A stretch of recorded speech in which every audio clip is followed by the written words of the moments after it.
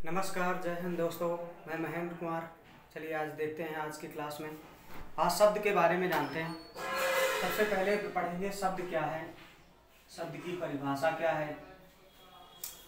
शब्द की परिभाषा क्या है, तो शब्द की परिभाषा एक छोटी सी लाइन में हम लिख देते हैं। क्या है कि वर्णों का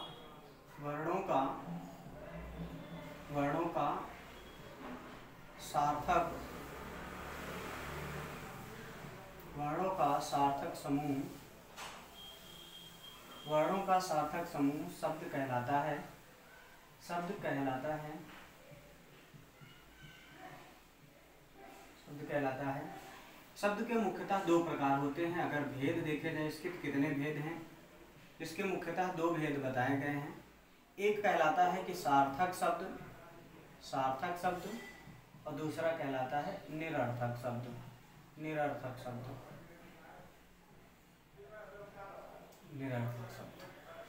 सार्थक शब्द और निरर्थक शब्द। सार्थक शब्द कौन से होते हैं, जैसे घर लिखा है, कलम लिखा है, द्वार लिखा है, मकान लिखा है, आदमी लिखा है, आदि शब्द जो हैं जिनका अपना कोई अर्थ होता है वो सार्थक कहलाते हैं। लेकिन अगर जिसमें से कुछ जैसे हो जाए, कोई कहते हैं कि जैसे पानी, हम कहते हैं कि वो सार्थक है, लेकिन कई बार पानी के साथ में वाणी कह देते हैं, वाणी शब्द।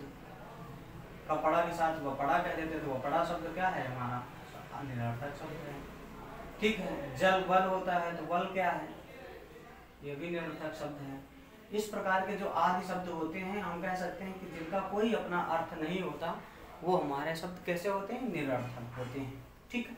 निरर्थक शब्दों का प्रयोग हम इसमें नीचे लिखेंगे कि निरर्थक शब्दों का प्रयोग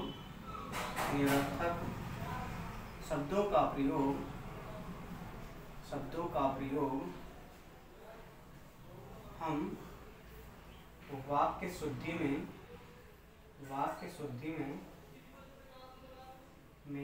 नहीं करते हैं। वाक्य शुद्धि में नहीं करते हैं। निरर्थक शब्दों का प्रयोग हम वाक्य शुद्धि में नहीं करते हैं। क्यों नहीं किया जाता है, जैसे एक एग्जांपल देखते हैं। मैंने कहा कि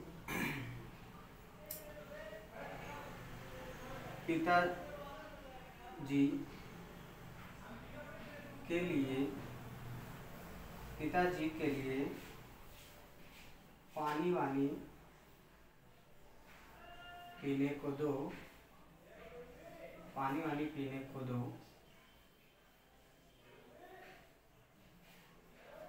पिताजी के लिए पानी वानी पीने को दो। तो यहाँ पर देखो एक वाक्य है। अगर इस वाक्य को देखा जाए तो इसमें क्या लिखा है कि पिताजी के लिए पानी वानी पीने को दो। तो यहाँ पर अतिरिक्त शब्द आया है जिसका नाम क्या है, वाणी। अब इसको लगाएं और चाहे ना लगाएं, तो इससे वाक्य के अर्थ में परिवर्तन नहीं आता। अर्थात इसको हटा देने पर भी हमारे वाक्य में परिवर्तन कोई नहीं आता। इसलिए हम केवल कह सकते हैं कि पिताजी के लिए पानी पीने को दो। तो ये हमारा वाक्य शुद्ध हो जाएगा। वाणी यहाँ से क्या करना होगा, हटाना होगा। इसे यहाँ से हमें क्या करना है, रिमूव करना है। वाक्य तभी शुद्ध माना जाएगा, नहीं तो वाक्य कैसा है, अशुद्ध माना जाएगा। चलिए आगे देखते हैं। नेक्स्ट देखें तो वाक्य और शब्दों का वर्गीकरण देख लेते हैं कि किस प्रकार से किया गया। इसको नोट कर लेना सभी लोग। शब्दों का वर्गीकरण, और शब्दों का वर्गीकरण कितने प्रकार से किया गया है तो मैं बताता हूँ। शब्दों का वर्गीकरण 4 प्रकार से किया जाता है। शब्दों का वर्गीकरण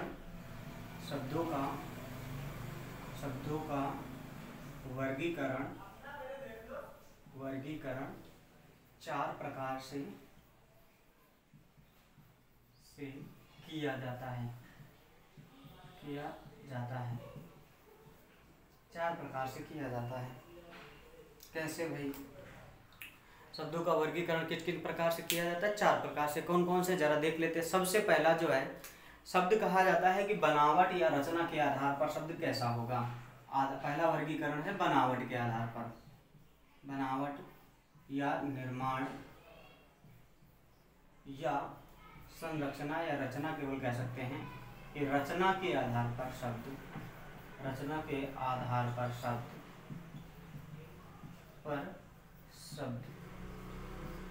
फिर दूसरा सा कहा गया है वर्गीकरण, कहा जाता है कि उत्पत्ति के आधार पर शब्द, उत्पत्ति के आधार पर शब्द, के आधार पर शब्द, उत्पत्ति के आधार पर शब्द। तीसरा कहा गया है कि बनावट हो गया, उत्पत्ति हो गया। फिर कहा गया है कि अर्थ के आधार पर शब्द, अर्थ के आधार पर शब्द। उसके बाद चौथा जो वर्गीकरण है वो है, कहा गया है कि रूपांतरण, रूपांतरण या विकार के आधार पर शब्द, विकार के आधार पर शब्द, आधार पर शब्द।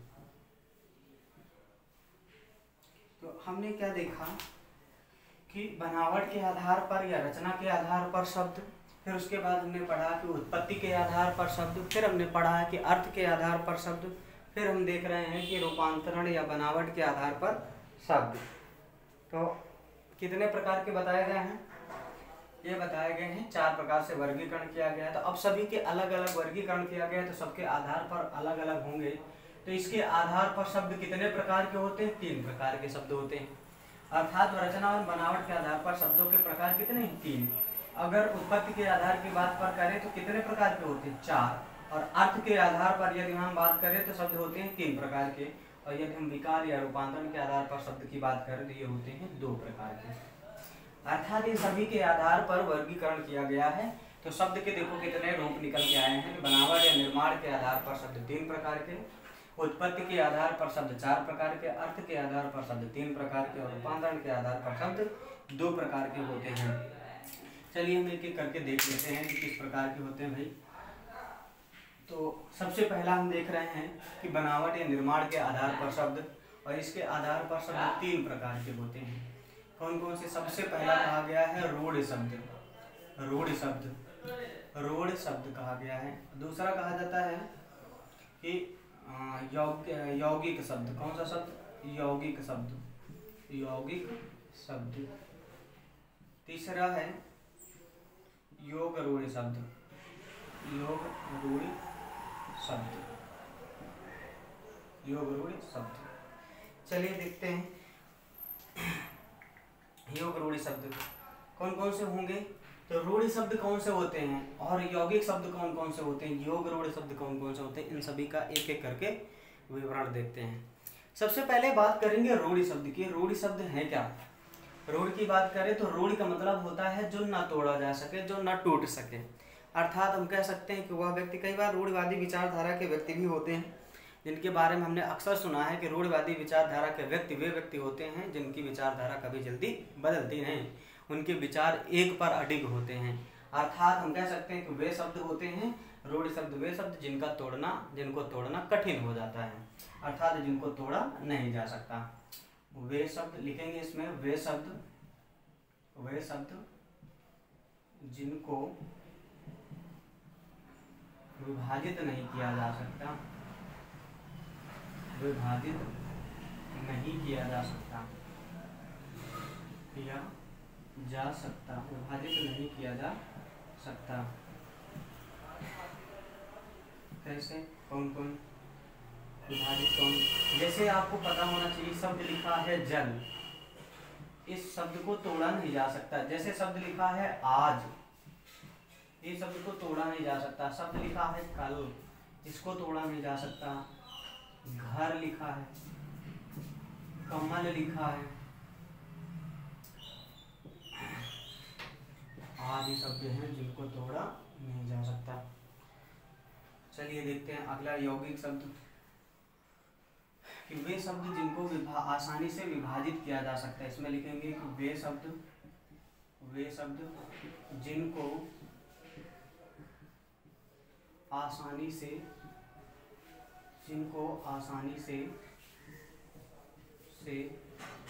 विभाजित किया जा सकता है, विभाजित किया जा सकता है, विभाजित किया जा सकता है। विभाजित किया जा सकता है। जैसे कि कौन कौन से शब्द होते हैं, जैसे कि आपको पता होना चाहिए कि संधि शब्द होते हैं जितने संधि शब्द संधि शब्द में जैसे कि आपको पता हो कि विद्यार्थी शब्द लिखा है, विद्यार्थी इसमें क्या होगा, विद्या प्लस अर्थी। अर्थी मतलब ग्रहण करने वाला, विद्या मतलब ज्ञान होता है, ज्ञान को ग्रहण करने वाला विद्यार्थी। इसी प्रकार जैसे देवालय लिखा है, शब्द लिखा है देवालय, इनको आसानी से विभाजित किया जा सकता है देव प्लस आलय में। आलय का मतलब होता है घर, देव का मतलब होता है देवता, देवताओं का घर देवालय कहलाता है, देवताओं का घर देवालय कहलाता है। चलिए आगे देखते हैं। नेक्स्ट क्या है, नेक्स्ट है यौगिक योग रूढ़ि शब्द, इनके बारे में देखा, इसको हटा देते हैं। तो रूढ़ि शब्द वे शब्द होते हैं जिनको विभाजित नहीं किया जा सकता, अर्थात जिनको तोड़ना कठिन हो। यदि इनको तोड़ देते हैं, कई बार हम तोड़ देते हैं तो इनका अर्थ अपने आप में क्या हो जाता है, बदल जाता है। इसी प्रकार यौगिक शब्द की बात करें कि वे शब्द होते हैं जिनको आसानी से विभाजित किया जा सकता है, और दोनों को विभाजित करें तो दोनों शब्द हमारे कैसे होते हैं, दोनों शब्द अर्थपूर्ण शब्द होते हैं, सार्थक होते हैं। अर्थात हम कह सकते हैं कि यौगिक शब्दों में जैसे कि दोनों तरफ के शब्द जो बात करें, जैसे देव की बात करें तो देव में अपना सार्थक शब्द है, आलय मतलब घर होता है, ये भी अपना सार्थक शब्द है। अर्थी की बात करें, ये भी अपना, इसको ग्रहण करने वाला, ये भी हमारा क्या है, सार्थक शब्द है। और विद्या, ये भी हमारा सार्थक शब्द है। तो हम कह सकते हैं कि कुछ ऐसे शब्द होते हैं, जैसे लिखा है राजपुत्र, राजपुत्र में लिखा है कि राजा का पुत्र है, राजा और पुत्र अर्थात राजा का पुत्र कहने का मतलब, तो राजा का अपना अर्थ होता है, पुत्र का अपना अर्थ होता है, तो ये सभी सार्थक है। तो हम कह सकते हैं कि यौगिक शब्द कुछ और नहीं होते हैं जिनको आसानी से विभाजित किया जा सकता है, और यदि विभाजित हो जाए तो दोनों शब्द क्या हों, सार्थक हों, ये हमारे यौगिक शब्द हैं। चलिए आगे देखते हैं योग रूढ़ि शब्द के बारे में, योग रूढ़ि शब्द के बारे में। योग रूढ़ि शब्द क्या होते हैं भाई, योग रूढ़ि शब्द लिखा है, योग रूढ़ि अभी मैंने लिख के दिखाया था कि योग रूढ़ि शब्द ये वे शब्द होते हैं जिसमें देखो दोनों का यौगिक से बना है, यौगिक शब्द से लिया गया है, यौगिक से लिया गया है योग, और रूढ़ि शब्द से लिया गया है, रूढ़ि शब्द से लिया गया है रूढ़ि शब्द। यही कारण है कि इसका पूरे का नाम क्या पड़ गया, योग रूढ़ि। अर्थात यौगिक का मतलब है कि आसानी से विभाजित हो जाए, आसानी से विभाजित हो जाए, आसानी से विभाजित होना, आसानी से विभाजित होना। और इसमें क्या कहा गया है कि ये रूढ़ि शब्द क्या होते हैं, वे जो आसानी से विभाजित ना हो, वे जो आसानी से विभाजित ना हो, से विभाजित ना हो, वे जो आसानी से विभाजित नहीं होते रूढ़ि शब्द कहलाते हैं। अर्थात दोनों के लक्षण मिल रहे हैं, यौगिक के भी लक्षण मिल रहे हैं, रूढ़ि शब्द के रूढ़ि के भी लक्षण मिल रहे हैं। कहने का मतलब है कि यौगिक के लक्षण है कि विभाजित होना, रूढ़ि के मतलब है कि आसानी से विभाजित ना हो। तो फिर क्या किया जाए भाई, तो योग रूढ़ि में कहा गया है कि जो शब्द आसानी से विभाजित ना हो, जो शब्द आसानी से विभाजित ना हो,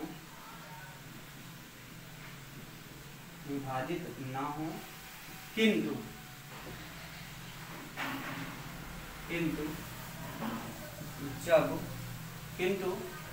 विभाजित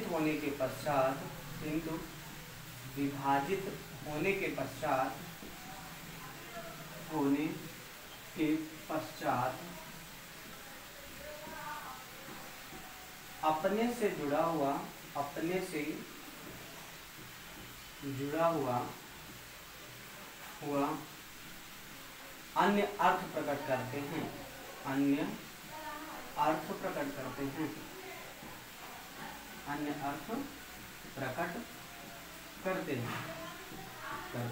हैं। अर्थात कहने का मतलब है कि वे शब्द जो आसानी से विभाजित ना हो, किंतु विभाजित होने के पश्चात क्या हो, अपने से जुड़ा हुआ अन्य अर्थ प्रकट करें, ये शब्द क्या कहलाते हैं बच्चा, ये शब्द कहलाते हैं योग रूढ़ि शब्द। अब योग रूढ़ शब्द में कौन कौन से हो जाते हैं, ऐसे कौन से शब्द होते हैं जो विभाजित नहीं होते, लेकिन विभाजित हो जाएंगे तो अपने से जुड़ा हुआ अर्थ लेकर आते हैं, कोई अन्य अर्थ प्रकट करें। तो अन्य अर्थ में कैसे भाई, कौन सा अर्थ प्रकट करेंगे, कैसे होते, जरा एग्जाम्पल देखते हैं। एग्जाम्पल यहाँ देख लेते हैं, ठीक है। एग्जाम्पल में कहा गया है कि जैसे लिखा है, आपको एक शब्द लिखा होगा, पंकज शब्द मिलता है, लिखा होगा पंकज। पंकज को तोड़ते हैं तो दो शब्दों में टूटता है, एक पंक होता है प्लस दूसरा होता है अज, ठीक। तो पंक का मतलब होता है कीचड़, पंक का मतलब होता है कीचड़, और दूसरे का मतलब है अज का मतलब होता है उत्पन्न होना, उत्पन्न होना। अर्थात हम कह सकते हैं कि जो कीचड़ में उत्पन्न होता है, और कीचड़ में उत्पन्न होने वाला कौन है, कमल। अर्थात देखो, पंकज शब्द जब टूटा, एक तो तोड़ना कठिन, यदि टूटा तो अपने से जुड़ा हुआ अन्य अर्थ प्रकट कर दिया, जिसका नाम क्या है, कमल। अर्थात कमल की पर्यायवाची क्या होती है, पंकज होती है। अच्छा, एक बात और भी है, आपने एक समास पढ़ा होगा, नहीं पढ़ा है तो आगे चल के हम पढ़ाएंगे भी। एक समास होता है जिसका नाम है बहुब्रीहि समास, जिसका नाम क्या है, बहुब्रीहि समास। बहुब्रीहि समास में क्या होता है भाई, बहुब्रीहि समास करता क्या है कि अपने से जुड़ा हुआ अर्थ प्रकट करता है, तीसरा कोई अर्थ प्रकट होता है इससे। तो कौन कौन से भाई देखो बहुब्रीहि समास में कैसे क्या होता है। चलिए इनको हटा दें, इसको हटा देते हैं, ऊपर का इसको हटा देते हैं और एग्जाम्पल देख लेते हैं इसका। तो हमने कहा कि बहुब्रीहि समास की बात करें, बहुब्रीहि समास। बहुब्रीहि समास वे शब्द, समास में वे सामासिक शब्द होते हैं, वे सामासिक शब्द, वे सामासिक पद या शब्द, शब्द कहते पदों से मिलकर बना होता है शब्द, वे सामासिक शब्द जिनको तोड़ने पर अन्य अर्थ प्रकट करते हैं, वे सामासिक शब्द जिनका विग्रह करें, जिनका विग्रह करें तो अन्य अर्थ प्रकट करने लगते हैं, अन्य अर्थ प्रकट करने लगते हैं, अन्य अर्थ प्रकट करने लगते हैं। इस देखो, इसमें भी मेल जोल वैसा ही, लगभग जो शब्द आसानी से विभाजित ना हो किंतु विभाजित हो तो उसके होने के पश्चात में वो अपने से जुड़ा हुआ अर्थ प्रकट करते हैं, वैसा ही इसमें देखो, वे सामासिक शब्द जिनको विग्रह करें तो अन्य अर्थ प्रकट करने लगते हैं। जैसे लिखा है लंबोदर, जैसे शब्द लिखा रहता है लंबोदर, लंबोदर का मतलब होता है लंबा, विग्रह कर दिए लंबा, और उदर।